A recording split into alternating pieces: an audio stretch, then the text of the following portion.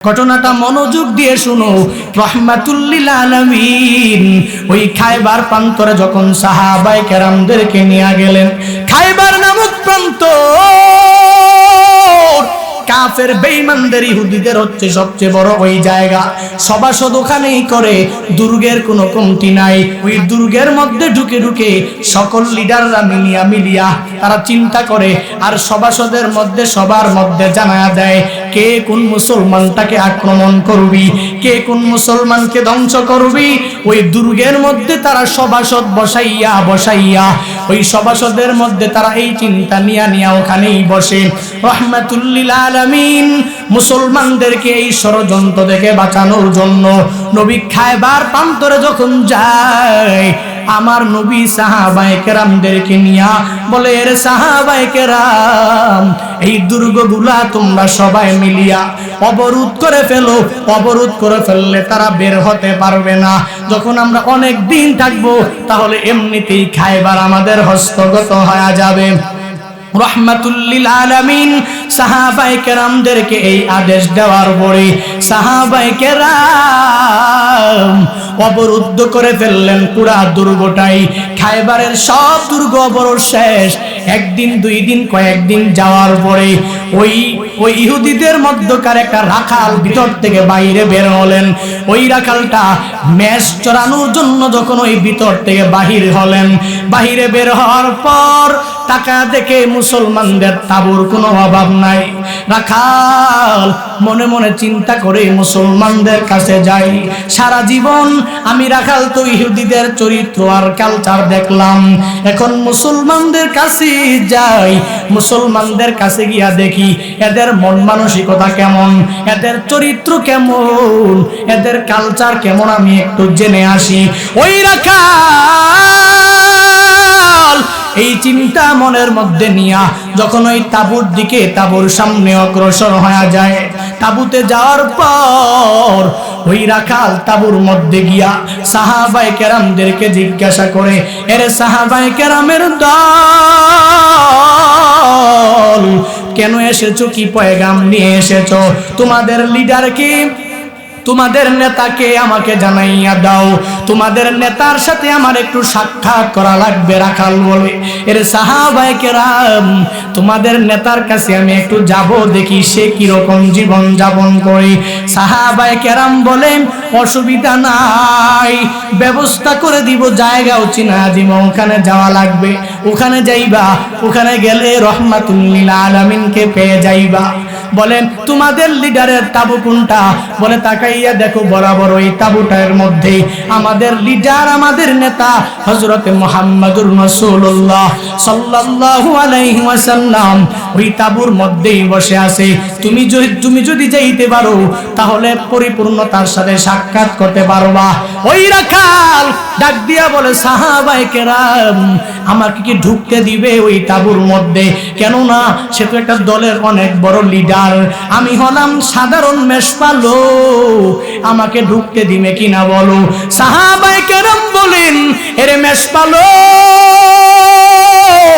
কেমন কথা বলো, যাও যাও যাও, রাহমাতুল লিল আলামিন এমন না, গেলেই টের পাইবা আমার নবী কত মায়ার নবী, গেলেই টের পাইবা, গেলেই টের পাইবা আমার নবী কেমন লিডার, তুমি গেলেই টের পাইবা।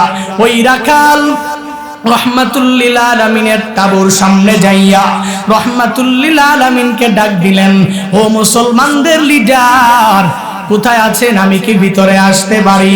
নবী বললেন, অসুবিধা নাই, আসো আসো, তাঁবুর ভিতরে চলে আসো। রাখাল তাঁবুর ভিতরে যাওয়ার পরে রাহমাতুল লিল আলামিনের সাথে রাখালের যখন সাক্ষাৎ হয়ে গেল, ওই রাখাল ডাক দিয়া বলে, লিডার আমি তোমাকে চিনি না, জানি না, আমি জানি আমাদের দুর্গগুলো হস্তগত করার জন্য এখানে এসেছো, তুমি কি পয়গাম নিয়ে এসেছো, তুমি কি বার্তা নিয়ে এসেছো, জানাইয়া দাও। রাহমাতুল লিল আলামিনকে এই কথা বলার পরে নবী বললেন, রে রাখাল কি শোনার জন্য এসেছো? বলে তোমার পয়গাম কি আমারে জানাও। বলে আমার পয়গাম হলো মুসলমান হয়ে যাও, আমার পয়গাম হলো ইমানদার হয়ে যাও। বলে তাহলে এই পয়গাম যদি হয়, আমি যদি মুসলমান হয়ে যাই, আমি যদি মুমিন হয়ে যাই, এর ফলাফল আমার কি হবে? এর পরিণতি আমার কি হবে? আমি কি পাবো? আমাকে কি টাকা পয়সা তোমরা দিবা? রহমাতুল লিল আলামিন বলে, রে রাখাল, তুমি যদি কালিমা পড়িয়া মুসলমান হয়ে যাইতে পারো, তুমি যদি আমার হাতে পরিপূর্ণ কালিমা পড়িয়া মুমিন হয়ে যাইতে পারো, তাহলে শুনে রাখো রাখাল, এই দুনিয়া ক্ষণস্থায়ী, দুনিয়ায় থাকা যাবে না। এই দুনিয়া আমিও থাকবো না, সাহাবায়ে কেরাম এখানে যাদেরকে দেখতেছো তারাও থাকবে না। ও রাখাল, তুমিও থাকবা না। একদিন এই দুনিয়ার বাড়ি ছেড়ে তোমার চলে যাওয়া লাগবে। তবে এই দুনিয়া তো ক্ষণস্থায়ী, দুনিয়ায় থাকতে তুমি পারবা না। আখিরাতটা বাকিয়া, আখিরাত তো চিরস্থায়ী। ওই আখিরাতে যদি জান্নাত পেতে চাও, ওই আখিরাতে যদি পরিপূর্ণ সুখী হতে চাও, এই দুনিয়ার মায়া ছেড়ে দিয়া তুমি আমার হাতে মুসলমান যদি হতে পারো, যদি আমার হাতে কালিমা পড়িয়া মুমিন হতে পারো, দুনিয়ার এই সাধারণ ছোট্ট জিন্দেগি, এই জিন্দেগির কোনো প্রয়োজন নাই। তুমি আখিরাতে সুখী বান্দাদে অন্তর্ভুক্ত হয়ে যেতে পারবা। রাখাল ডাক দিয়া বলে, পয়গম্বর, আপনি বললেন আমি মুসলমান হওয়ার জন্য, আমি যদি আপনার হাতে মুসলমান হয়ে যাই, তাহলে কি আপনার আশেপাশে যত সাহাবায়ে কেরামরা আছে, এই মুসলমান, অন্যান্য মুসলমান যারা আছে, তারা কি আমাকে দেখলে তাদের কাছে টেনে নিবে কিনা? তারা আমাকে কেমন চোখে দেখবে? তারা কি আমাকে বুকে জড়িয়ে নিবে কিনা? রহমাতুল লিল আলামিন বলে, রে রাখাল, আমি নবীর চরিত্র তো দেখেছো, আমি নবীর ব্যবহার তো তুমি দেখেছো, আর আমার হাতে গড়া এই সাহাবায়ে কেরাম, তুমি যদি কালিমা পড়ে পড়ে মুসলমান হয়ে যেতে পারো, তাহলে রাখাল তুমি পরিপূর্ণ এই কথাটা মনে রাখো, কালিমা পড়তে দেরি আমার সাহাবায়ে কেরাম তোমার সাথে শুধু মুসাফাহা করে থাকবে না, তোমাকে আমার সাহাবায়ে কেরামরা বুকের মধ্যে টান দিয়া জড়ায় নিবে। মেষপালক রাখাল ডাক দিয়া বলে, পয়গম্বর,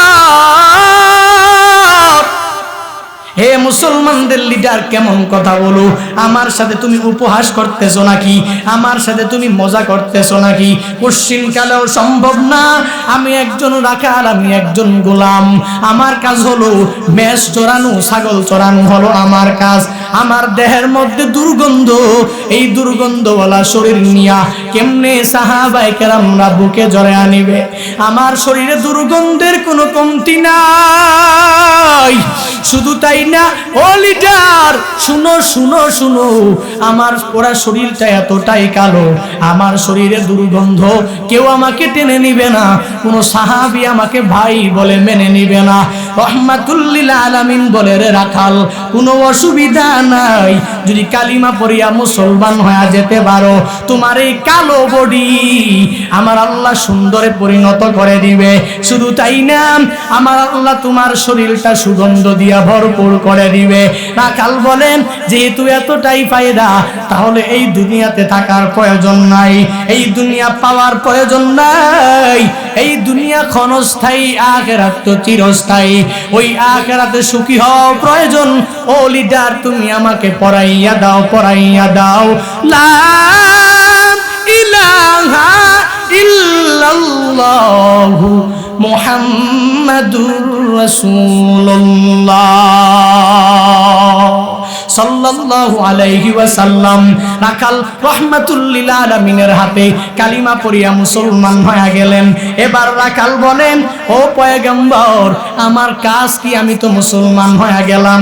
বলে, তোমার প্রথম কাজ হলো, তোমার কাছে যেই ছাগলগুলো আছে, যেগুলা চড়ানোর জন্য, তো এই ছাগলগুলো মাঠে চড়ানোর জন্য তুমি দুর্গ থেকে বের হয়েছিলা, এই ছাগলগুলো এক নম্বরে তুমি তার আমানতদার হিসাবেই আছো। এক নম্বরে ইহুদিদের কাছে ছাগলগুলো পৌঁছায় দেওয়া লাগবে, আর যদি তুমি পৌঁছায় না দাও তাহলে তুমি আমার সাথেও থাকতে পারবা না, তুমি মুসলমান হতে পারবা না। ছাগলগুলো এক নম্বরে পৌঁছায় দেওয়া লাগবে। কণ্ঠকাকীর্ণ সময়, এত সংকীর্ণ সময় রাহমাতুল লিল আলামিন বলে দিলেন, এরে রাখাল এই ছাগলগুলো যাও যাও নিয়া নিয়া দুর্গের ভিতরে চলে যাও, যা ইহুদিদের কাছে ইহুদিদের মাল পরিপূর্ণ বুঝাইয়া দাও। এরে বান্দা, রাহমাতুল লিল আলামিন কোন সময় এই ছাগলগুলো পৌঁছায় দেওয়ার জন্য বলে? আমার নবী তো এমন আমানতদার, এমন আমানতদার নবী আমার, ইহুদিদের কাছে ছাগলগুলো পৌঁছায় দেওয়ার জন্য তাকে পাঠায়া দিলেন। এরে বান্দা, অথচ ওই সময় সাহাবায়ে কেরামরা ক্ষুধার যন্ত্রণায় এতটা ক্ষুধার্ত হয়ে গিয়েছিলেন, তারা যে গাধা নিয়া বাড়ি থেকে জিহাদের ময়দানে এসেছিল, ওই গাধাটাও তারা সবাই অনেকে গাধা জবাই করে ফেলেছে। কিভাবে খাবে? ক্ষুধা নিবারণের জন্য যখন নবীর কাছে যায়, নবীর কাছে গিয়া বলে, পয়গম্বর আমাদের কাছে গাধা আছে, গাধাগুলা জবাই করে ফেলেছি। ও পয়গম্বর, ক্ষুধা করতে পারি নাই। ও পয়গম্বর, এই গাধাগুলো খাওয়ার অনুমতি আছে কি? নবীকে এই কথা বলার পরে নবী বললেন, না না, গাধা হালাল না, খাওয়াও যাবে না। নবী তবুও বলে নাই, এই ছাগলগুলো রেখে দাও, ইহুদিদের ছাগল, এগুলা জবাই করে সাহাবায়ে কেরামদেরকে দিয়ে দাও। নবী বলে নাই, কারণ নবী জানে নবী তো বড় আমানতদার। আমার নবী ইহুদিকে বললেন, ইহুদি রাখাল, মুসলমান হয়েছো, প্রথম কাজ হলো এই ছাগলগুলো পৌঁছায় দাও। ছাগলগুলো পৌঁছায় দিয়া ইহুদি মুসলমান হওয়ার পরে যখন আল্লাহর বান্দা রাহমাতুল লিল আলামিনের কাছে যখন এসে পৌঁছে গেল, নবীকে বলল, হে পয়গম্বর, এখন আমার কাজ কি আমাকে জানাইয়া দেন। এখন আমি কোন আমল করব? আমি এখন কোন ইবাদতের মধ্যে মগ্ন হয়ে যাব? রাহমাতুল লিল আলামিন বলে, এরে রাখাল, তুমি এমন সময় ইসলাম ধর্ম গ্রহণ করেছো, এখন নামাজের সময় না যে তোমার নামাজ পড়া লাগবে, এখন রোজার সময় না যে তোমার রোজা রাখা লাগবে, এখন তোমার উপরে যাকাত ফরজ হয় নাই যে তোমার যাকাত প্রদান করা লাগবে। এরে রাখাল, এখন এমন একটা সময়, জিহাদের ময়দানে আমরা আছি, তোমারও জিহাদের ময়দানে থাকা লাগবে। এই জিহাদের ময়দানে থেকে তুমি আমাদের সাথে থেকে কাফেরের বিরুদ্ধে, ইহুদিদের বিরুদ্ধে আমাদের পক্ষাবলম্বন করে যুদ্ধ করা লাগবে। রাখাল বড়ই চালাক, মনে মনে ভাবে, আমি তো কিয়ামতের ময়দানে সুখী হওয়া লাগবে। কেমনে সুখী হব? রাহমাতুল লিল আলামিনকে বলতে আরম্ভ করলেন, হে পয়গম্বর, আমি যদি এই জিহাদের ময়দানে শহীদ হয়ে যাই, জিহাদের ময়দানে শহীদ হলে আমি জান্নাতে যাব নাকি জাহান্নামে যাব? আমি কোথায় যাব? আমার পরিণতি কি হবে? আমার ফলাফল কি হবে? রাহমাতুল লিল আলামিন জানা দিলেন, এরে আমার সাহাবী রাখাল, একটু আগেও তুমি জাহান্নামীদের মধ্যে ছিলা, এখন কালিমা পড়ার পর যদি তুমি আজকে জিহাদের ময়দানে শহীদ হয়ে যাও, তুমি জাহান্নামী। 1 ঘন্টা আগেও ছিলা, 1 ঘন্টা পরে বা এখন যদি মারা যাও, তাহলে শহীদদের কাতারে তোমার নাম উঠে যাবে, আল্লাহর জান্নাত তোমার জন্য বরাদ্দ হবে। মেষপালক রাখাল ডাক দিয়া বলে, ও পয়গম্বর আমার, অসুবিধা নাই, অসুবিধা নাই, আমি জিহাদের ময়দানে ঝাঁপিয়ে পড়ব। আল্লাহর কি কুদরত! ওই জিহাদের ময়দানে ওই মেষপালকটার ইন্তেকাল হয়ে গেল। যুদ্ধ যখন শেষ হয়ে গেল, এর বান্দা সংক্ষিপ্ত করে ফেললাম, যুদ্ধ যখন শেষ হয়ে গেল, রাহমাতুল লিল আলামিন রাখালটাকে দেখার জন্য, সাহাবায়ে কেরামদের লাশগুলো পরিদর্শন করার জন্য, শহীদদেরকে দেখার জন্য নবী যখন মাঠে মাঠে ঘুরে ঘুরে দেখা আরম্ভ করলেন, একটু পরে যাওয়ার পর রাহমাতুল লিল আলামিন তাকায়া দেখলেন, এক জায়গায় সাহাবায়ে কেরামদের ভিড় তারা দাঁড়াইয়া আছেন। নবী যায়া বলেন, এরে আমার সাহাবায়ে কেরামের দল, তোমরা এখানে কি করো? তোমাদের কাজ কি? এখানে ভিড় জমাইছো কেন? সাহাবায়ে কেরাম ডাক দিয়া বলে, ও পয়গম্বর, আপনাকে সাথে নিয়ে আপনার সাথে আমরা এই যুদ্ধের ময়দানে এসেছি, কিন্তু এখানে একটা লোক শায়িত আছে, যেই লোকটা শহীদ হয়ে গেছে পয়গম্বর। এই লোকটা আমরা জানি আমাদের সাথে এই লোকটা আসে নাই, এই লোকটা আমাদের পক্ষাবলম্বন করে যুদ্ধ করেছে, এই লোকটা সাহাবী না, আমরা জানি না এই লোকটা কোত্থেকে এসেছে, এই লোকটাকে আপনি চিনেন কিনা? হে নবী, এজন্যই আমরা বীর করে দাঁড়ায় আছি। পয়গম্বর ডাক দিয়া বলে, রে সাহাবায়ে কেরাম, এই লোকটাকে সাধারণ লোক বলিও না, এই লোকটা সাধারণ কোন সাহাবী তো আদম নাই, এই লোকটা একটু আগে কালিমা পড়িয়া মুসলমান হয়ে গেছে, এই লোকটা জান্নাত পাওয়ার জন্য, ওই কিয়ামতের ময়দানে সুখী হওয়ার জন্য, এই লোকটা কালিমার মহাব্বত অন্তরের মধ্যে নিয়া, আমি নবীর মহাব্বত, আমি নবীর ভালোবাসা অন্তরের মধ্যে নিয়া এই লোকটা দুনিয়া ছেড়ে অন্ধকার কবরে চলে গেছে। দেখো দেখো, তোমরা দেখো না, আমি দেখতেছি এই লোকটাকে রহমতের ফেরেশতারা জান্নাতে নেওয়ার জন্য সবাই টানাটানি করছে, কে আগে জান্নাতে নিবে। আতিনা ফি দারে দুনিয়া না হাসান, আতিনা ফি দারে উকবানা হাসান, ইয়া গিয়াসাল মুস্তাগীসিন নাহদিনা লফদিকারা বিল উলুমে ওয়াল গিনা। হর গড়ি দেন তু তৈয়ার হয়, ঝুমনা মাঙ্গে উস্তু তু বেজারো হয়। আল্লাহ তাআলা আদেশ দিয়েছেন, ইন্নাল্লাহা ইয়া'মুরুকুম, নিশ্চয়ই আল্লাহ তাআলা তোমাদেরকে আদেশ দিয়েছেন, আনতু আদুল আমানাত, আমানত সমূহ আদায় করে দাও, আমানত সমূহ পৌঁছায় দাও, ইলা আহলিহা, আমানত যে বান্দা প্রাপ্য ওই প্রাপকের কাছে আমানত পৌঁছায় দাও। আল্লাহ বলে দিলেন, ইন্নাল্লাহা ইয়া'মুরুকুম আন তুআদ্দুল আমানাতি ইলা আহলিহা, যখন কোন আল্লাহর বান্দা তোমার কাছে আমানত রাখবে, ওই আমানত গুলা, ওই আমানত যে পাবে ওই প্রাপকের নিকট পৌঁছায় দাও। আন তুআদ্দুল আমানাতি ইলা আহলিহা, ওই আমানতের প্রাপকের কাছে তুমি তোমার আমানত ভাবে আমানতগুলো সুন্দরভাবে পৌঁছিয়ে দাও। যদি আমানতগুলো পৌঁছায় দিতে পারো, তাহলে তুমি একজন সফল মুমিন হয়ে যেতে পারবা। আর যদি ওই আমানত ঠিক মতন বান্দা পৌঁছাইতে না পারো, তাহলে সফল মুমিন কঠিন কালেও হতে পারবা না। যদি পরিপূর্ণ পাক্কা মুমিনে কামেল হতে চাও, তাহলে বান্দা আমানত ঠিক মতন আদায় করা লাগবে। ওয়াদা করলে ওয়াদা ভঙ্গ করা যাবে না, কেননা আমানতদার বান্দা তো সফল মুমিন হতে পারবে। আর যেই বান্দা আমানতের খেয়ানত করে, ওই বান্দা তো সফল মুমিন কঠিন কালেও হতে পারবে না। ওই বান্দার নামটা মুনাফিকের কাতারে এমনিতেই উঠে যাবে। রাহমাতুল লিল আলামিন তো জানিয়ে দিয়েছেন, সালাসুন মান কুন্না ফীহি কানা মুনাফিকান খালিসা, ইজা হাদ্দাসা কাযাবা ওয়া ইজা ওয়া'আদা আখলাফা ওয়া ইজা উতুমিনা খানা।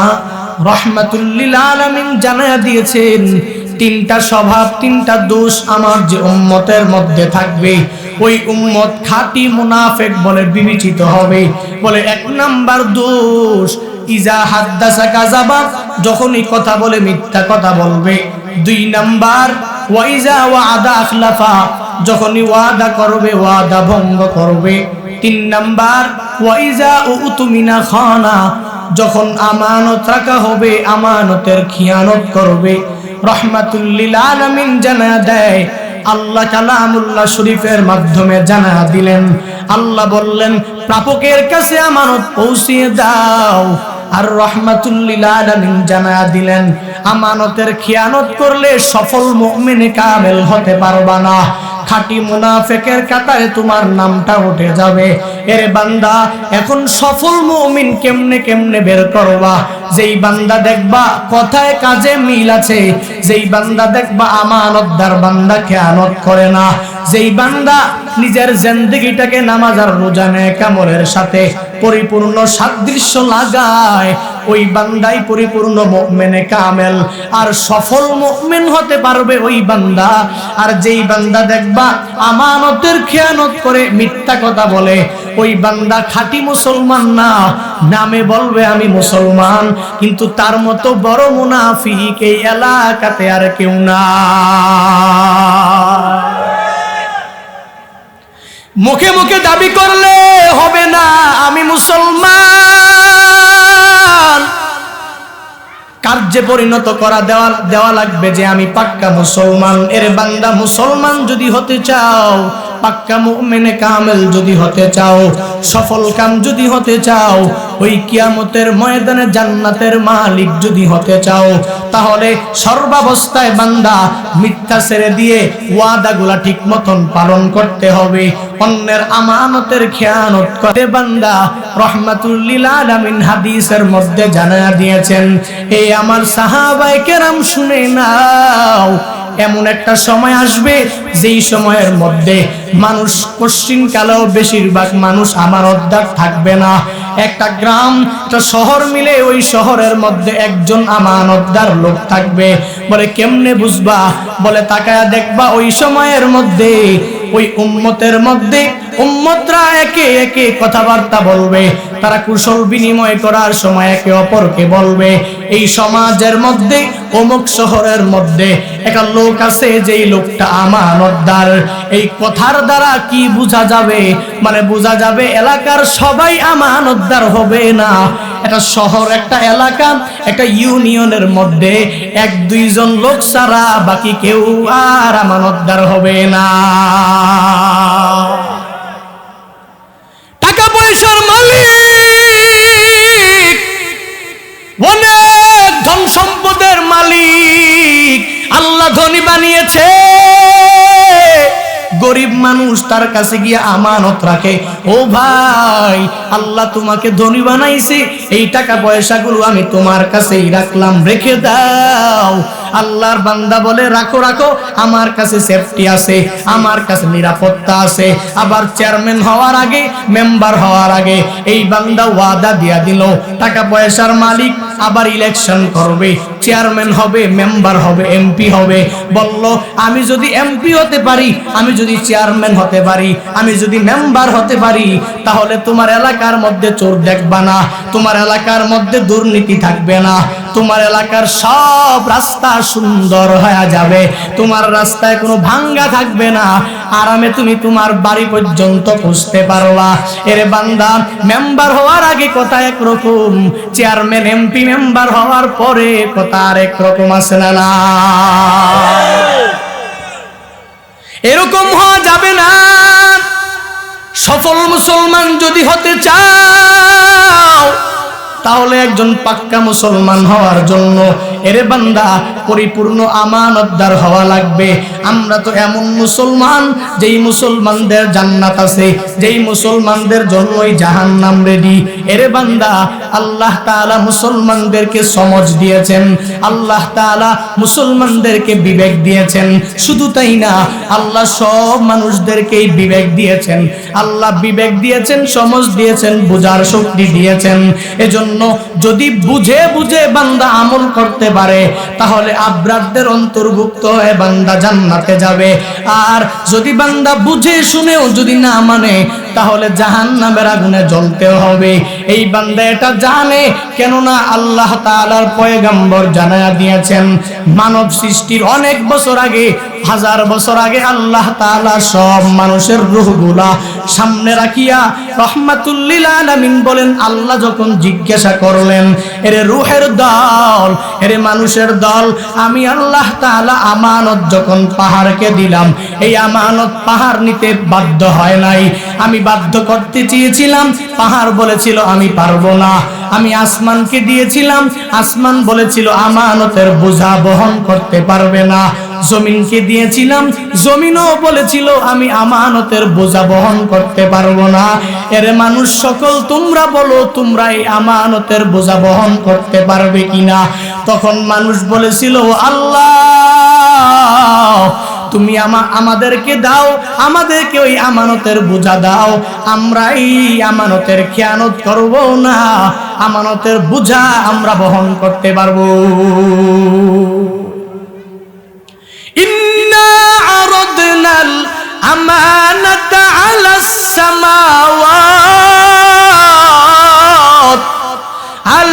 সামাওয়াতি ওয়াল আরদি ওয়াল জিবালি فأبين أن يحملنها وأشفقن منها وحملها الإنسان إنه كان ظلوما جهولا।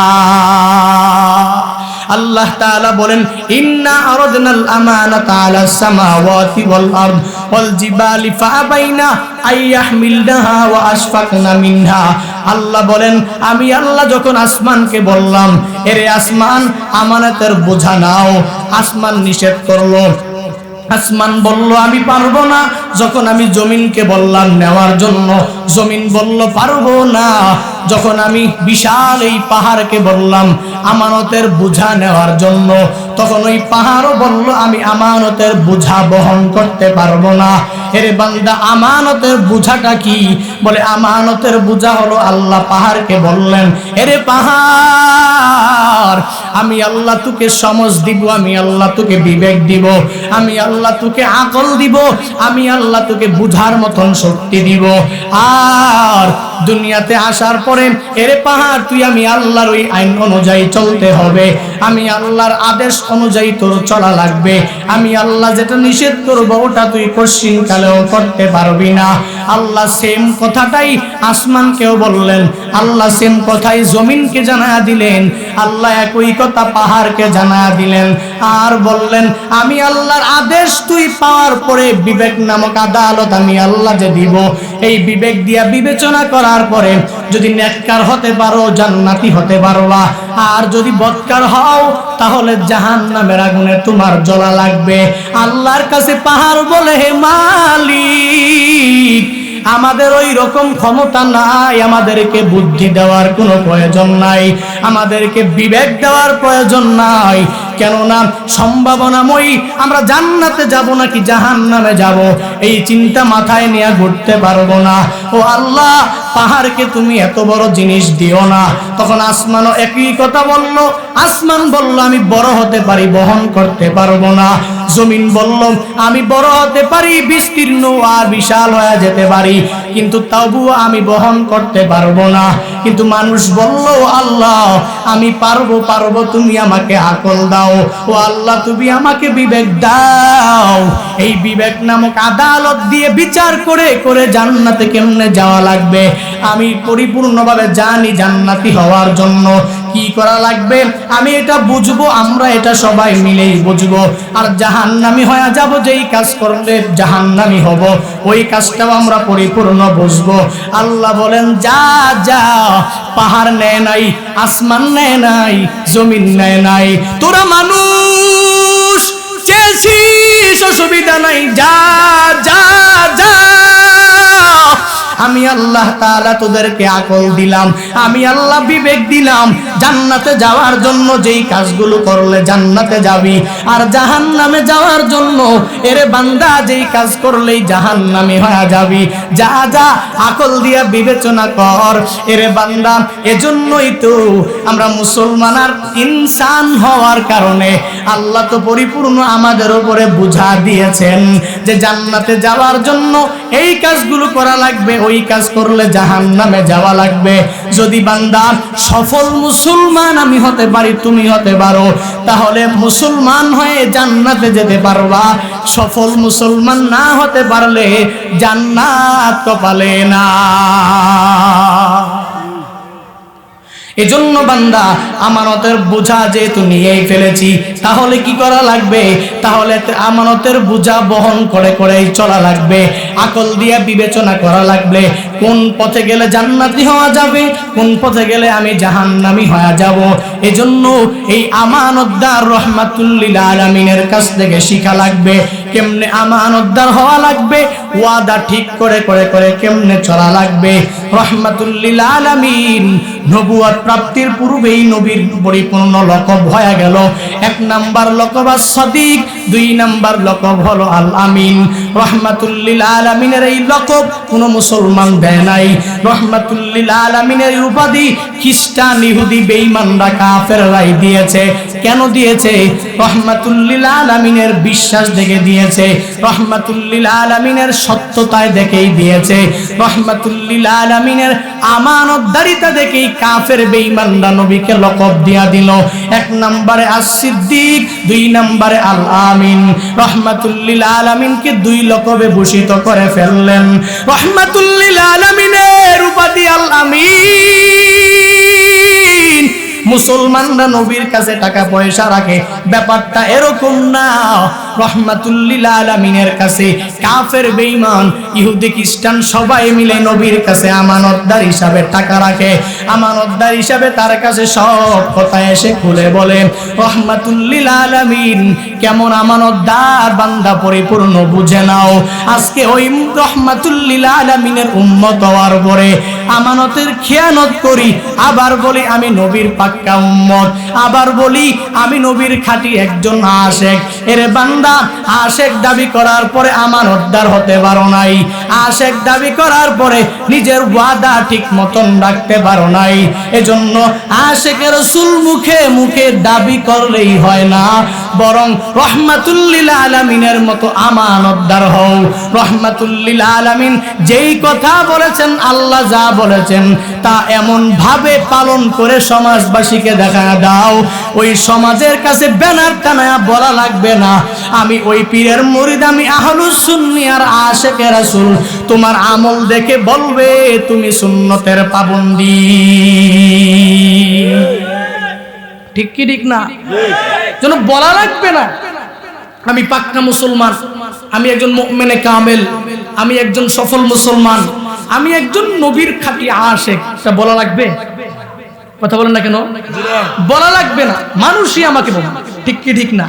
আমার আমল দেখি, আমার চালচলন দেখে, আমার চলাফেরা দেখে, আমার হাঁটা দেখে, আমার আমানতদারিতা দেখে, আমার ওয়াদার সব কিছু ওয়াদার রক্ষা করা, ভঙ্গ করা, এগুলো দেখে মানুষ আমাকে বলবে এই লোকটা আমানতদার, এই লোকটা ওয়াদা করে ভঙ্গ করে না।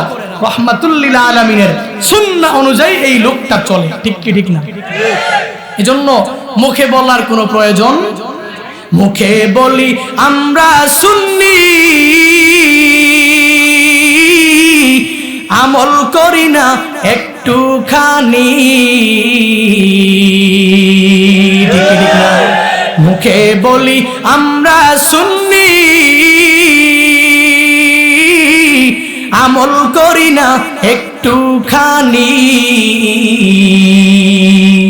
আজকে থেকে ওয়াদা করলাম সুন্নত ছাড়বো না, আজকে থেকে ওয়াদা করলাম সুন্নত ছাড়বো না। নবীর শাফায়াত শুধু আমার কামনা, নবীর শাফায়াত শুধু আমার বাসনা, নবীর শাফায়াত শুধু আমার কামনা, নবীর শাফায়াত শুধু আমার বাসনা। বিশ্ব নবীর উম্মত আমরা, গুনার ক্ষেত্রে আমরাই সেরা। বিশ্ব নবীর উম্মত আমরা, গুনার ক্ষেত্রে আমরাই সেরা। মাফ করে দাও হে প্রভু নবীর উসিলা, মাফ করে দাও হে প্রভু নবীর উসিলা। নবীর শাফায়াত শুধু আমার কামনা, নবীর শাফায়াত শুধু আমার বাসনা। নবীর শাফায়াত শুধু আমার কামনা, নবীর শাফায়াত শুধু আমার বাসনা। মারহাবা। সুতরাং বান্দা, রহমাতুল লিল আলামিন তো আমানতদার। রহমাতুল লিল আলামিন কিরকম? আল আমিন। কাফের বেঈমানের দলেরা, ইহুদিদের দলেরা রহমাতুল লিল আলামিনকে উপাধি দিয়ে দিলেন নবী এত বড় আল আমিন, নবী এত বড় আমানতদার। এরে বান্দা, রহমাতুল লিল আলামিনের কাছে যখন সবাই আমানত রাখে, নবী আল্লাহর অর্ডার পাইয়া মক্কা থেকে যখন মদিনায় হিজরত করার জন্য যখন রওনা হবে, ওই সাহাবায়ে কেরামরা মিলিয়াও সবাই মিলে তো রহমাতুল লিল আলামিনের কাছে আমানত রাখে। কাফেররাও রাখে, ইহুদিরাও রাখে, খ্রিস্টানরাও রাখে। নবীর কাছে আমানত রাখার কারণে নবী তো মদিনায় চলে যাবে। এবার নবী কিভাবে তাদের কাছে বুঝায়া দেয়া যাবে রহমাতুল লিল আলামিন? আলী রাদিয়াল্লাহু তাআলা আনহুকে জানা দিলেন, হে আলী, শুনে নাও, আমি রহমাতুল লিল আলামিন মক্কা ছেড়ে আমি মদিনায় চলে যাব, হিজরত করে চলে যাব। তোমার যাওয়া লাগবে না, আমার বিছানায় তুমি শুয়ে থাকো। আর আমার কাছে যেই আমানতগুলো রাখা হয়েছে, এই আমানতগুলো মানুষের কাছে পৌঁছা দিয়া ও আলী তুমি মদিনার দিকে রওনা হবা। রহমাতুল লিল আলামিন আলীকে এই কথা বলার পরে আলী বলে, পয়গম্বর, আমি আলী কেন যাব? পরে যাব, আপনার সাথেই যাব। নবী বলে, না না, আমার সাথে যাওয়ার দরকার নাই। এই মক্কার বড় বড় লিডাররা, মক্কার বড় বড় ইহুদি খ্রিস্টান বেঈমানের লোকেরা সবাই আমার কাছে আমানত রেখেছে, খেয়ানত কোশ্চিন কেন আমি করব না। এই সব তুমি পৌঁছা দিয়া মদিনার দিকে তুমি রওনা হয়ে যাইবা। রহমাতুল লিল আলামিন আলীকে কেন একথা বললেন? নবী তো দিলেও পারতেন, হাতে হাতে গিয়া দিলেও পারতেন। কেন না, রহমাতুল লিল আলামিনের কাছে যেই কাফের বেঈমানরা পরিপূর্ণ আমানতগুলা রেখেছিল, নবী যদি তাদের কাছে গিয়া বলে যায়, যদি বলে তুমি যে আমানত রেখেছো তুমি ফিরাইয়া নাও, আমি এই শহরের মধ্যে আর থাকবো না, হিজরত করে মদিনার দিকে ছুটে যাব, ওই লোকেরা মানতে পারবে না। এর মধ্যে কাফের বেঈমানরা আরো আগেও মানতে পারবে না। কেননা মুসলমানদের থেকে এই কাফেরদের দরদ আমি মায়ার নবীর প্রতি অনেক বেশি। কেননা আবু জাহেল তাদের লিডার হওয়ার পরেও, আবু জাহেল উতবা সাহেবারা লিডার হওয়ার পরেও তাদের কাছে আমানত রাখে নাই। আমি রহমাতুল লিল আলামিনকে আমানতদার মনে করে করে করে আমার কাছে সব আমানতগুলা ঠিক মতনই রেখেছে। তারা জানে আমি খেয়ানত করে কোথাও যাব না। এজন্য নবী হযরতে আলী রাদিয়াল্লাহু তাআলা আনহুর কাছে বলে গেলেন, হে আলী, আমি চলে যাব, যেই লোকগুলো আমার কাছে আমানত রেখেছে এদের কাছে পরিপূর্ণ আমানতগুলো তুমি পৌঁছা দিবা। এরে বান্দা, রহমাতুল লিল আলামিনের কাছে কাফেররাও আমানত রাখে, কিন্তু বর্তমান জমানায় তাকায় দেখো, আমি মুসলমান হলাম, আমি মুসলমান দাবি করলাম, ধন দৌলত থাকার পরে গরিব আল্লাহর বান্দারা হিন্দুর কাছে গিয়া টাকা আমানত রাখে, মুসলমানের কাছে আমানত রাখে না। হিন্দুকে মনে করে হিন্দু আমার ভাই, মুসলমান গরিব লোকেরা টাকা দেখো, ওই মুসলমানদের মধ্যে যারা ধনী তাদেরকে ভাই বলে মনে করে না। কেন মনে করে না? কারণ ধনী বান্দাটা তো গরিবকে দেখতে পারে না, উপেক্ষা করে করে করে করে চলাফেরা করে, দেখতে পারে না, জুলুম আর নির্যাতনের স্টিম লোরার চালায়। এরে বান্দা, ধনী হয়েছে তো কি হয়েছে, আমানতদার হয়ে যাও। রহমাতুল লিল আলামিনের মতো পরিপূর্ণ আল আমিন উপাধির লকব যদি পেতে চাও, তাহলে বান্দা আমানতের খিয়ানত কোশ্চিন কালেও করা যাবে না। রহমাতুল লিল আলামিন কিরকম আমানতদার, এই ঘটনা পড়লে পরিপূর্ণ বোঝা যাবে। ঘটনাটা মনোযোগ দিয়ে শুনো। খায়বারের একটা যুদ্ধ হয়েছিল। রহমাতুল লিল আলামিন ওই খায়বার প্রান্তরে যখন সাহাবায়ে কেরামদেরকে নিয়ে গেলেন, খায়বার নামক প্রান্ত কাফের বেঈমানদের ইহুদিদের হচ্ছে সবচেয়ে বড় ওই জায়গা, সভাসদ ওখানেই করে, দুর্গের কোনো কমতি নাই।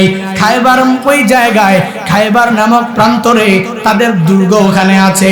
ওই দুর্গের মধ্যে ঢুকে ঢুকে সকল লিডাররা মিলিয়া তারা চিন্তা করে আর সভাসদের মধ্যে সবার মধ্যে জানায়া দেয় কে কোন মুসলমানটাকে আক্রমণ করবি, কে কোন মুসলমানকে ধ্বংস করবি, জিহাদের ময়দানে কে কোথায় থাকবি।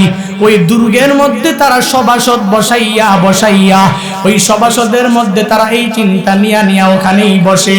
রাহমাতুল লিল আলামিন মুসলমানদেরকে এই ষড়যন্ত্র থেকে বাঁচানোর জন্য নবী খায়বার প্রান্তরে যখন যায়, আমার নবী সাহাবায়ে কেরামদেরকে নিয়া বলে, এর সাহাবায়ে কেরাম এই দুর্গগুলা তোমরা সবাই মিলিয়া অবরোধ করে ফেলো, অবরোধ করে ফেললে তারা বের হতে পারবে না।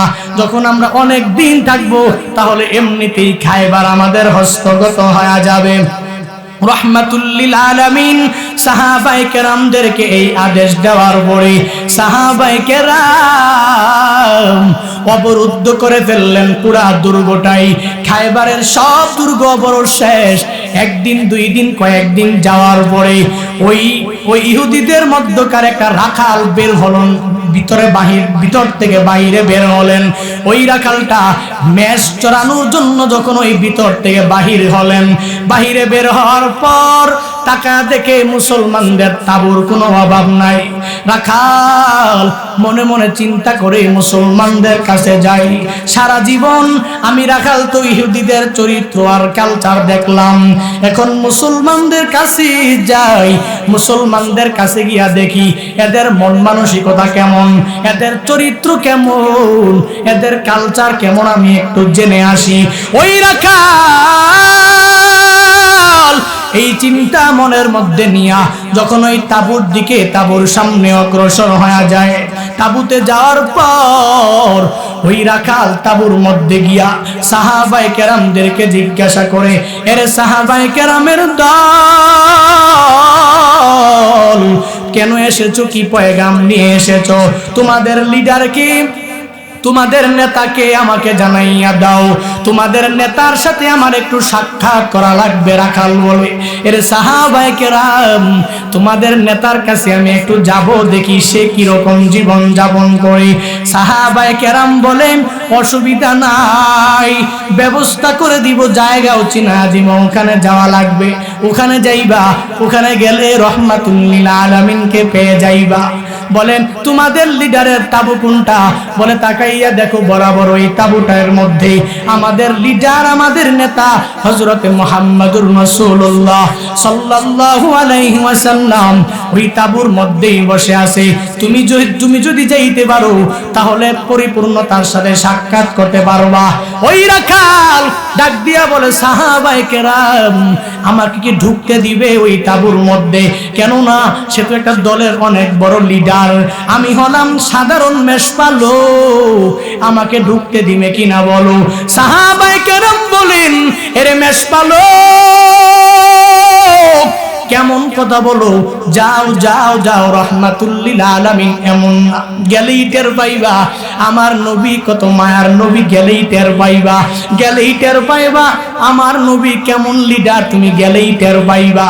ওই রাখাল রাহমাতুল লিল আলামিনের তাবুর সামনে যাইয়া রাহমাতুল লিল আলামিনকে ডাক দিলেন, ও মুসলমানদের লিডার কোথায় আছেন, আমি কি ভিতরে আসতে পারি? নবী বললেন, অসুবিধা নাই, আসো আসো, তাবুর ভিতরে চলে আসো। রাখাল তাবুর ভিতরে যাওয়ার পরে রাহমাতুল লিল আলামিনের সাথে রাখালের যখন সাক্ষাৎ হয়ে গেল, ওই রাখাল ডাক দিয়া বলে, লিডার আমি তোমাকে চিনি না, জানি না, আমি জানি আমাদের দুর্গগুলো হস্তগত করার জন্য এখানে এসেছো, তুমি কি পয়গাম নিয়ে এসেছো, তুমি কি বার্তা নিয়ে এসেছো জানাইয়া দাও। রাহমাতুল লিল আলামিনকে এই কথা বলার পরে নবী বললেন, রে রাখাল কি শোনার জন্য এসেছো? বলে তোমার পয়গাম কি আমারে জানাও। বলে আমার পয়গাম হলো মুসলমান হয়ে যাও, আমার পয়গাম হলো ইমানদার হয়ে যাও। বলে তাহলে এই পয়গাম যদি হয়, আমি যদি মুসলমান হয়ে যাই, আমি যদি মুমিন হয়ে যাই, এর ফলাফল আমার কি হবে? এর পরিণতি আমার কি হবে? আমি কি পাবো? আমাকে কি টাকা পয়সা তোমরা দিবা? রহমাতুল লিল আলামিন বলে, রে রাখাল, তুমি যদি কালিমা পড়িয়া মুসলমান হয়ে যাইতে পারো, তুমি যদি আমার হাতে পরিপূর্ণ কালিমা পড়িয়া মুমিন হয়ে যাইতে পারো, তাহলে শুনে রাখো রাখাল, এই দুনিয়া ক্ষণস্থায়ী, দুনিয়ায় থাকা যাবে না।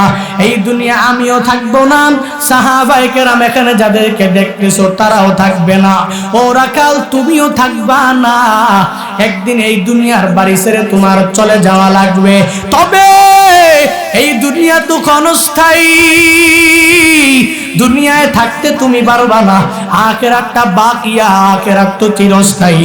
ওই আখিরাতে যদি জান্নাত পেতে চাও, ওই আখিরাতে যদি পরিপূর্ণ সুখী হতে চাও, এই দুনিয়ার মায়া ছেড়ে দিয়া তুমি আমার হাতে মুসলমান যদি হতে পারো, যদি আমার হাতে কালিমা পড়িয়া মুমিন হতে পারো, দুনিয়ার এই সাধারণ ছোট্ট জিন্দেগি, এই জিন্দেগির কোনো প্রয়োজন নাই।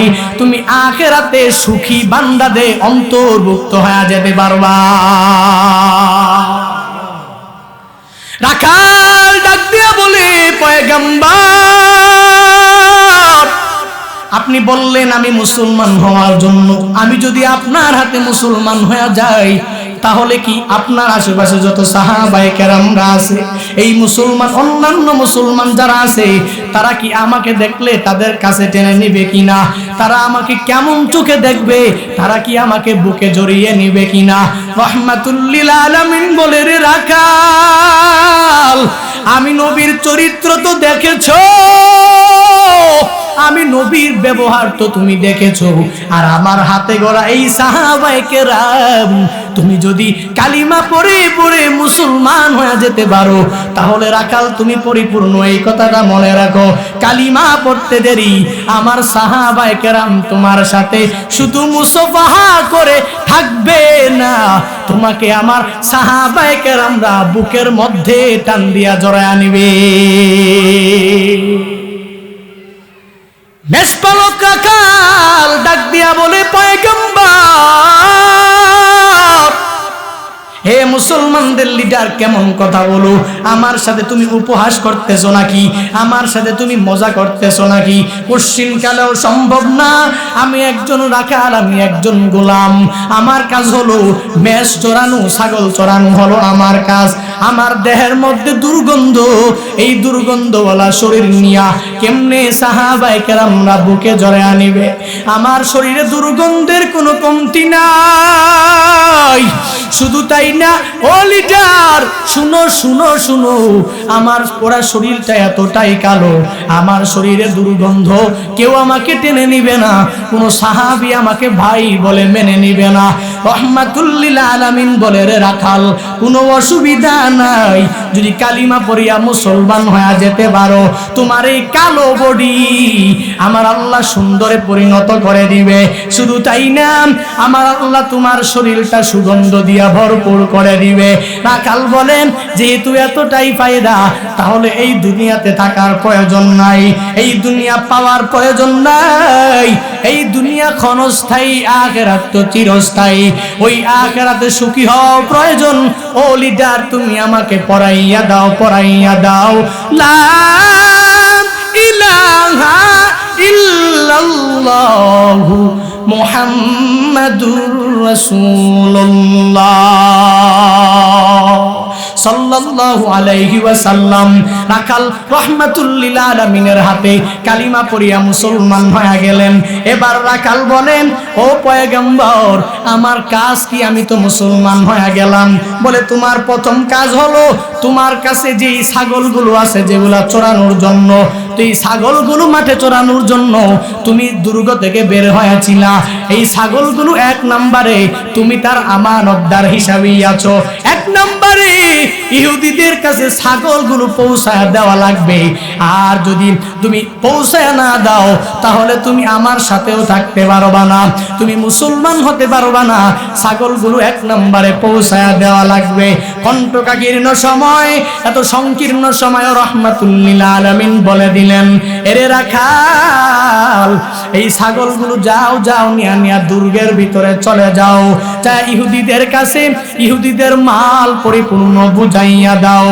এরে বান্দা, রাহমাতুল লিল আলামিন কোন সময় এই ছাগলগুলো পৌঁছায় দেওয়ার জন্য বলে? আমার নবী তো এমন আমানতদার, এমন আমানতদার নবী আমার, ইহুদিদের কাছে ছাগলগুলো পৌঁছায় দেওয়ার জন্য তাকে পাঠায়া দিলেন। এরে বান্দা, অথচ ওই সময় সাহাবায়ে কেরামরা ক্ষুধার যন্ত্রণায় এতটা ক্ষুধার্ত হয়ে গিয়েছিলেন, তারা যে গাধা নিয়া বাড়ি থেকে জিহাদের ময়দানে এসেছিল, ওই গাধাটাও তারা সবাই অনেকে গাধা জবাই করে ফেলেছে। কিভাবে খাবে? ক্ষুধা নিবারণের জন্য যখন নবীর কাছে যায়, নবীর কাছে গিয়া বলে, পয়গম্বর আমাদের কাছে গাধা আছে, গাধাগুলা জবাই করে ফেলেছি। ও পয়গম্বর, ক্ষুধা সহ্য করতে পারি নাই। ও পয়গম্বর, এই গাধাগুলো খাওয়ার অনুমতি আছে কি? নবীকে এই কথা বলার পরে নবী বললেন, না না, গাধা হালাল না, খাওয়াও যাবে না। নবী তবুও বলে নাই, এই ছাগলগুলো রেখে দাও, ইহুদিদের ছাগল, এগুলা জবাই করে সাহাবায়ে কেরামদেরকে দিয়ে দাও। নবী বলে নাই, কারণ নবী জানে নবী তো বড় আমানতদার। আমার নবী ইহুদিকে বললেন, এই ইহুদি রাখাল, মুসলমান হয়েছো, প্রথম কাজ হলো এই ছাগলগুলো পৌঁছায় দাও। ছাগলগুলো পৌঁছায় দিয়া ইহুদি মুসলমান হওয়ার পরে যখন আল্লাহর বান্দা রাহমাতুল লিল আলামিনের কাছে যখন এসে পৌঁছে গেল, নবীকে বলল, হে পয়গম্বর, এখন আমার কাজ কি আমাকে জানাইয়া দেন। এখন আমি কোন আমল করব, আমি এখন কোন ইবাদতের মধ্যে মগ্ন হয়ে যাব। রাহমাতুল লিল আলামিন বলে, এরে রাখাল, তুমি এমন সময় ইসলাম ধর্ম গ্রহণ করেছো, এখন নামাজের সময় না যে তোমার নামাজ পড়া লাগবে, এখন রোজার সময় না যে তোমার রোজা রাখা লাগবে, এখন তোমার উপরে যাকাত ফরজ হয় নাই যে তোমার যাকাত প্রদান করা লাগবে। এরে রাখাল, এখন এমন একটা সময়, জিহাদের ময়দানে আমরা আছি, তোমারও জিহাদের ময়দানে থাকা লাগবে। এই জিহাদের ময়দানে থেকে তুমি আমাদের সাথে থেকে কাফেরের বিরুদ্ধে, ইহুদিদের বিরুদ্ধে আমাদের পক্ষাবলম্বন করে যুদ্ধ করা লাগবে। রাখাল বড়ই চালাক, মনে মনে ভাবে, আমি তো কিয়ামতের ময়দানে সুখী হওয়া লাগবে। কেমনে সুখী হব? রাহমাতুল লিল আলামিনকে বলতে আরম্ভ করলেন, হে পয়গম্বর, আমি যদি এই জিহাদের ময়দানে শহীদ হয়ে যাই, জিহাদের ময়দানে শহীদ হলে আমি জান্নাতে যাব নাকি জাহান্নামে যাব? আমি কোথায় যাব? আমার পরিণতি কি হবে? আমার ফলাফল কি হবে? রাহমাতুল লিল আলামিন জানা দিলেন, এরে আমার সাহাবী রাখাল, একটু আগেও তুমি জাহান্নামীদের মধ্যে ছিলা, এখন কালিমা পড়ার পর যদি তুমি আজকে জিহাদের ময়দানে শহীদ হয়ে যাও, তুমি জাহান্নামী। 1 ঘন্টা আগেও ছিলা, 1 ঘন্টা পরে বা এখন যদি মারা যাও, তাহলে শহীদদের কাতারে তোমার নাম উঠে যাবে, আল্লাহর জান্নাত তোমার জন্য বরাদ্দ হবে। মেষপালক রাখাল ডাক দিয়া বলে, ও পয়গম্বর আমার, অসুবিধা নাই, অসুবিধা নাই, আমি জিহাদের ময়দানে ঝাঁপিয়ে পড়ব। আল্লাহর কি কুদরত! ওই জিহাদের ময়দানে ওই মেষপালকটার ইন্তেকাল হয়ে গেল। যুদ্ধ যখন শেষ হয়ে গেল, এর বান্দা সংক্ষিপ্ত করে ফেললাম, যুদ্ধ যখন শেষ হয়ে গেল, রাহমাতুল লিল আলামিন রাখালটাকে দেখার জন্য, সাহাবায়ে কেরামদের লাশগুলো পরিদর্শন করার জন্য, শহীদদেরকে দেখার জন্য নবী যখন মাঠে মাঠে ঘুরে ঘুরে দেখা আরম্ভ করলেন, একটু পরে যাওয়ার পর রাহমাতুল লিল আলামিন তাকায়া দেখলেন এক জায়গায় সাহাবায়ে কেরামদের ভিড়, তারা দাঁড়াইয়া আছেন। নবী যায় বলেন, বলেন, এরে আমার সাহাবায়ে কেরামের দল, তোমরা এখানে কি করো? তোমাদের কাজ কি? এখানে ভিড় জমাইছো কেন? সাহাবায়ে কেরাম ডাক দিয়া বলে, ও পয়গম্বর, আপনাকে সাথে নিয়ে আপনার সাথে আমরা এই যুদ্ধের ময়দানে এসেছি, কিন্তু এখানে একটা লোক শায়িত আছে, যেই লোকটা শহীদ হয়ে গেছে পয়গম্বর। এই লোকটা আমরা জানি আমাদের সাথে এই লোকটা আসে নাই, এই লোকটা আমাদের পক্ষাবলম্বন করে যুদ্ধ করেছে, এই লোকটা সাহাবী না, আমরা জানি না এই লোকটা কোত্থেকে এসেছে, এই লোকটাকে আপনি চিনেন কিনা? হে নবী, এজন্যই আমরা ভিড় করে দাঁড়ায় আছি। পয়গম্বর ডাক দিয়া বলে, রে সাহাবায়ে কেরাম, এই লোকটাকে সাধারণ লোক বলিও না, এই লোকটা সাধারণ কোন সাহাবী তো আদৌ নাই, এই লোকটা একটু আগে কালিমা পড়িয়া মুসলমান হয়ে গেছে, এই লোকটা জান্নাত পাওয়ার জন্য, ওই কিয়ামতের ময়দানে সুখী হওয়ার জন্য, এই লোকটা কালিমার মহাব্বত অন্তরের মধ্যে নিয়া, আমি নবীর মহাব্বত, আমি নবীর ভালোবাসা অন্তরের মধ্যে নিয়া এই লোকটা দুনিয়া ছেড়ে অন্ধকার কবরে চলে গেছে। দেখো দেখো, তোমরা দেখো না, আমি দেখতেছি এই লোকটাকে রহমতের ফেরেশতারা জান্নাতে নেওয়ার জন্য সবাই টানাটানি করছে, কে আগে জান্নাতে নিবে। আতিনা ফি দারে দুনিয়া না হাসান, আতিনা ফি দারে উকবানা হাসান, ইয়া গিয়াসাল মুস্তাগীসিন নাহদিনা লফদিকারা বিল উলুমে ওয়াল গিনা। হর গড়ি দেন দেন তু তৈয়ার হয়, ঝুমনা মাঙ্গে হুস্তু তু বেজারো হয়। সুতরাং বান্দা, নবী কেমন আমানতদার দেখেছো। সাহাবায়ে কেরাম না খেয়ে ক্ষুধার্ত, যুদ্ধের নীতি হলো, যুদ্ধ নীতি কি বলে? যে প্রতিপক্ষ থাকবে তার জানের উপরে হস্তক্ষেপ করা, তার মালের উপরে হস্তক্ষেপ করা, এটাই যুদ্ধ নীতি। এর বান্দা, আইনের মধ্যে এটাই বলা হয়, যুদ্ধ নীতির মধ্যে এই লেখাটা পরিপূর্ণ লেখা আছে। রহমাতুল্লিল আলামিন যুদ্ধ নীতি মানে নাই। আমার নবী কত বড় আমানতদার দেখেছো। এই ছাগলগুলো নবী রেখে দিলেও পারতেন, কিন্তু রাখে নাই, ইহুদিদের কাছে পৌঁছায়া দিয়েছে। সুবহানাল্লাহ বাড়ি যা বলেন, নবীর মতো আমানতদার হতে পেরেছি আমরা। কথা বলেন না কেন? নবী কেমন আমানতদার! আল্লাহু আকবার। আল আমিন কাফেররা, খ্রিস্টানরা, ইহুদিরা নবীকে আল আমিন উপাধি দিয়া দিল নবুয়ত প্রাপ্তির আগেই। নবীকে বলল, আপনি আল আমিন, আপনি সত্যবাদী, আপনি ইনসাফ কায়েম করেন, আপনার কাছে আমানত রাখলে আমাদের টাকা, আমাদের পয়সা, সব ধন সম্পদ পরিপূর্ণ নিরাপদে থাকে। সুবহানাল্লাহ বলেন। ওই নবীর উম্মত হয়ে আজকে আমানতের খেয়ানত করি। এই ভাই, আসেন আসেন নবীর সুন্নাহ অনুযায়ী নিজের জিন্দেগিটাকে গড়ার চেষ্টা করি, নিজে আমানতদার হই, ওয়াদা রক্ষা করার চেষ্টা করি আল্লাহর কাছে। ওই যে মানব সৃষ্টির কত হাজার বছর আগে যে ওয়াদা করেছিলাম, হে মালিক, আমাদেরকে দাও জান্নাতে যাওয়ার জন্য যে বুদ্ধি লাগবে, জাহান্নামে যাব কোন কাজ করলে যেই বুদ্ধি লাগবে, ওই বুদ্ধি, বিবেক, সমঝ আমাদেরকে দাও আল্লাহ, আমরা এই আমানতের বোঝা বহন করতে পারবো। এজন্য ইয়া আইয়ুহাল্লাযীনা আমানু, হে ঈমানওয়ালারা, আল্লাহ এবং রাসূলের সাথে যেই কথাগুলো ওয়াদা দিয়েছো, খেয়ানত করো না। লা তাখুনুল্লাহ ওয়ার রাসূল ওয়া তাখুনু আমানাতিকুম ওয়া আনতুম তা'লামুন। জেনে শুনে তোমরা জানো আমানতের খেয়ানত হচ্ছে নিজের জান মাল আল্লাহ দিয়েছেন, আল্লাহর কাছে এটাই আমরা আমানতদার হিসাবে এই জান মালের ভালো খরচ করতে হবে। আমরা সময়টাকে যে ব্যয় করি, এই সময়গুলো আমানত হিসাবেই ব্যয় করব, যাতে আমানতের খেয়ানত কোনোভাবেই আমাদের না হয়ে যায়। আল্লাহ পাক রব্বুল আলামিন আমানতদার পরিপূর্ণ হওয়ার তৌফিক দান করুন। সকলে বলি আমিন। আরো জোরে বলি আমিন। যেন আমানতদার হতে পারবো তো ইনশাআল্লাহ। আমানত ঠিক মতন রাখবো। আমরা তো মনে করি আমানতদার বলতে কি টাকা পয়সা ধন দৌলত কেউ রাখছে এটাই আমানত না। এর ব্যাপক অনেক অর্থ আছে। ইনশাআল্লাহ ভবিষ্যতে যদি আপনাদের আশপাশে কোনো এলাকায় আসি, আপনাদেরকে একবারে চিফ গেস্টের বয়ানে, প্রধান বক্তার বয়ানে ওই সময় থাকবে অনেক, ওই সময় বিস্তারিত এই আমানতের ব্যাপক অনেক অর্থ আছে। শুধুমাত্র একটা অর্থ বললাম যে টাকা আর পয়সা, কিন্তু এর অনেক অর্থ, এই ব্যাপক অর্থ আপনাদেরকে বিস্তারিত সময়ে আলোচনা করানোর এবং করে আপনাদেরকে শোনানোর তৌফিক যাতে আল্লাহ পাক আমাদেরকে দান করেন, আমিও যাতে শোনাইতে পারি।